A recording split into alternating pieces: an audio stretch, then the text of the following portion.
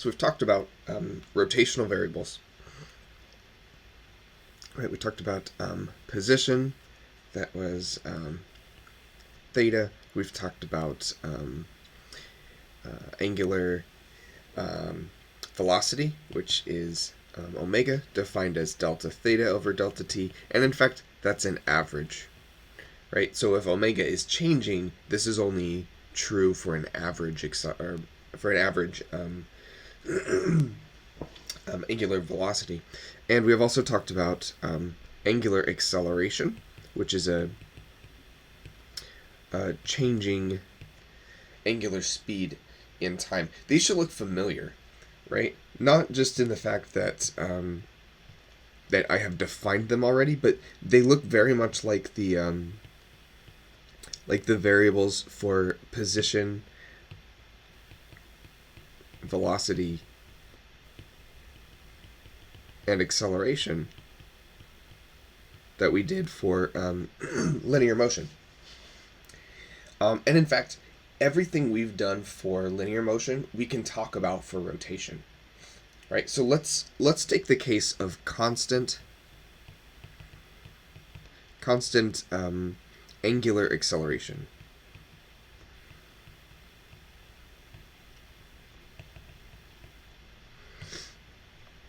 Right? So again, clearly, angular acceleration does not have to be constant, right? It can be zero, and if it stays zero, that's a special constant. It can be non-zero, right? You can accelerate at different rates. But constant acceleration motion is a good class of motion to talk about, just like constant acceleration linear motion. Okay, so we're saying alpha equals a constant. If alpha equals a constant, then it is exactly equal to delta omega over delta t, which I could write as omega final minus omega initial divided by delta t. And I could rearrange that equation, right? I could multiply by the delta t, and I could add the omega initial to the other side. Yeah, so if I do that, I get this.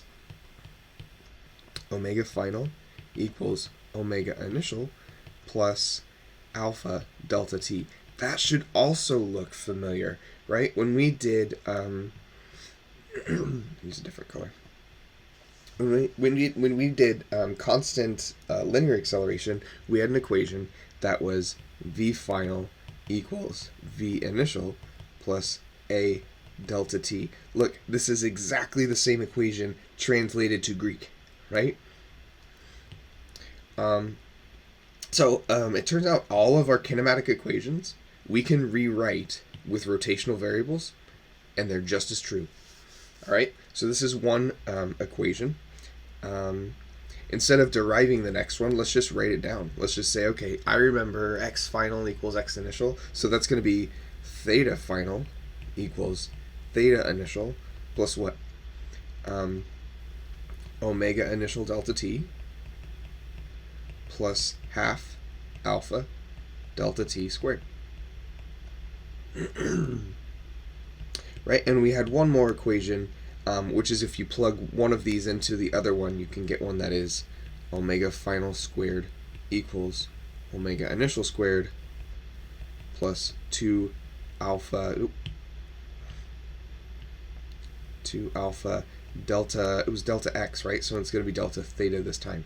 These are the equations for constant angular acceleration. These are the rotational kinematic equations.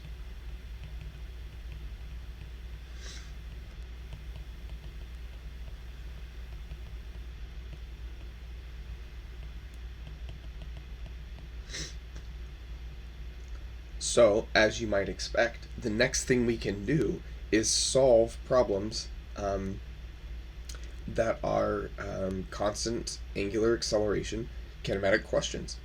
Right, so let's do one of those. This would be example number 2.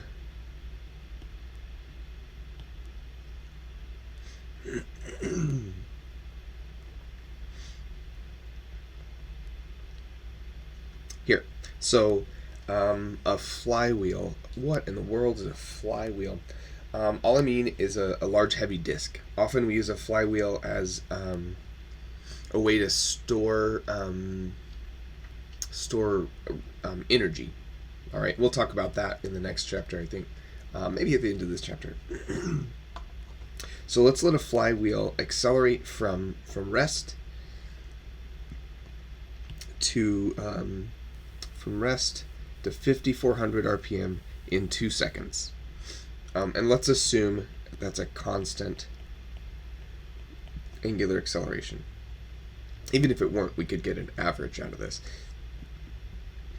But that's what this is asking for first. What is the angular acceleration? So I could write down, what do I know? Well, I know that those circles are kind of in the way. So let's say, what are the givens? Well, let's draw a picture. Let's start by drawing a picture. So what is a flywheel? Again, it's just a disk, so I'm just going to draw a circle. And I'm going to say omega initial is 0. And sometime later, it's rotating with omega final, that is 5,400 RPM. We'll have to think about that RPM. We'll get back to it. We have a time, delta t is 2 seconds, and we're assuming alpha is a constant. And in fact, alpha has a direction, right? Alpha is the same direction as omega because alpha is causing omega. Okay. So again, I know that alpha equals omega final minus omega initial divided by delta t.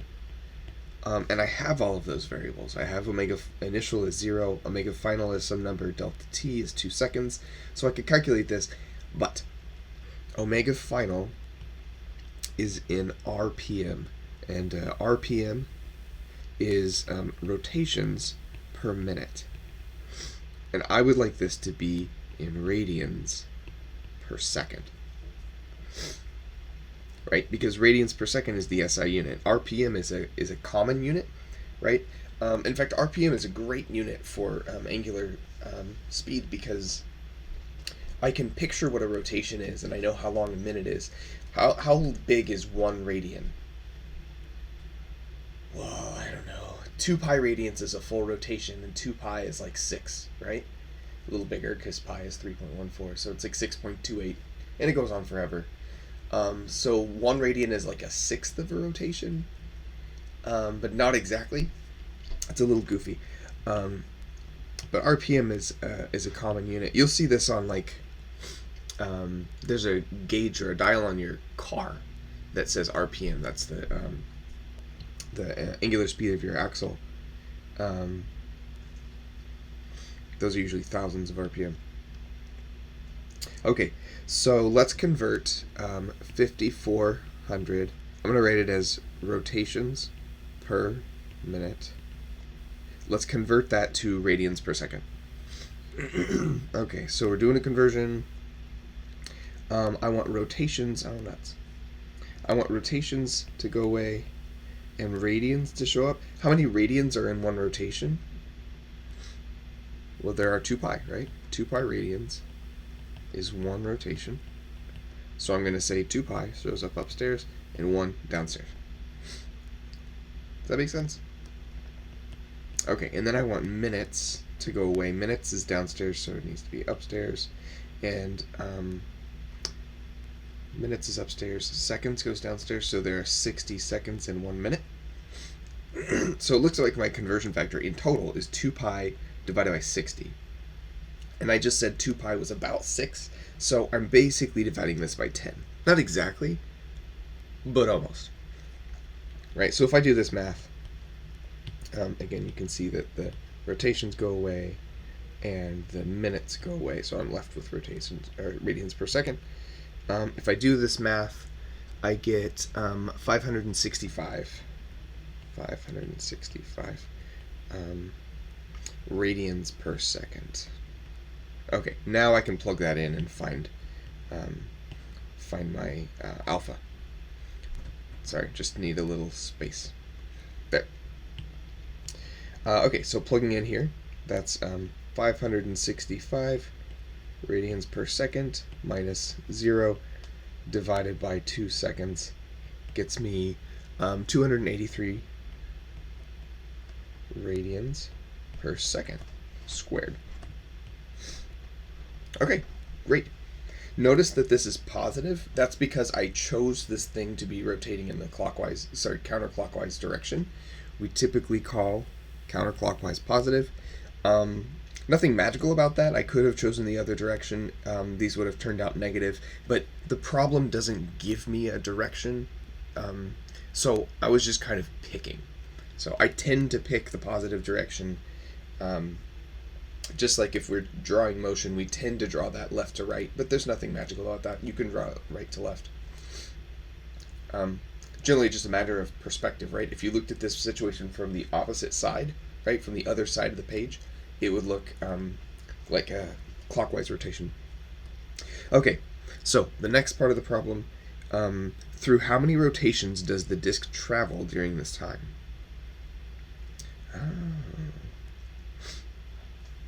This is like saying a car travels from 0 to 60, right? In some amount of time, right?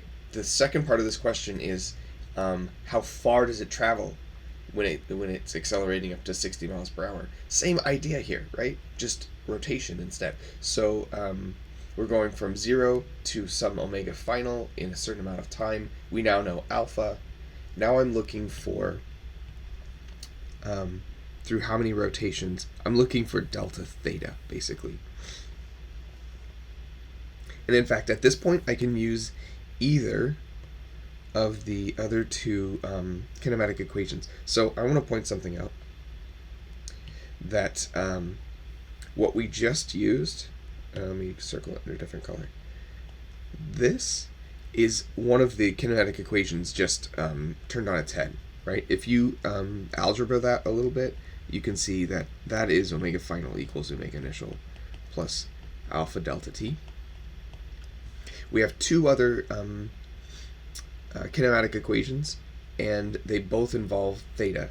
Either one of them will get us the answer at this point. I'm going to use this one, that omega final squared equals omega initial squared plus 2 alpha delta theta.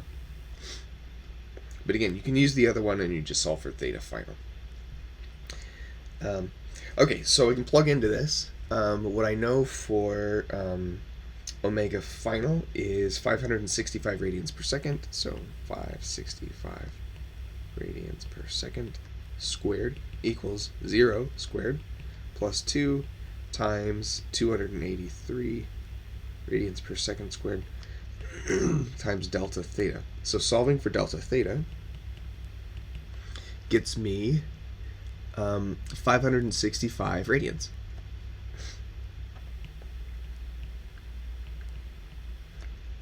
Which is cute. Let's double check that. That feels maybe that's not right to me.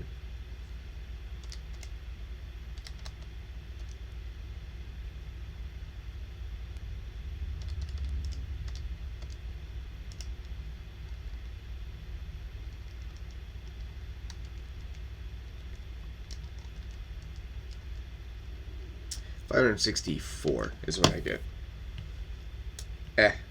No big deal. Okay. So that's delta theta in radians, but that's not super intuitive, right? So the question is, how many rotations is this? So I need to convert radians to rotations, right? So what's my conversion factor for that? Well, again, there are 2 pi radians in one rotation. I want rotations to show up and radians to go away. So now I need to divide this by 2 pi. Right? The answer is not wrong. Again, it's just I would like this to be in a unit that is more easy to comprehend. So what I get there is 89.7, maybe 89.8 rotations. Okay, so if I'm asking how many full rotations, the answer is 89, because it didn't quite complete that 90th rotation. Okay, so again, anything that we've done for constant acceleration linear motion, we can do for constant angular acceleration. And the good news is you've already seen it. It's just thinking in Greek. So practice a few more of these problems and we'll see more later.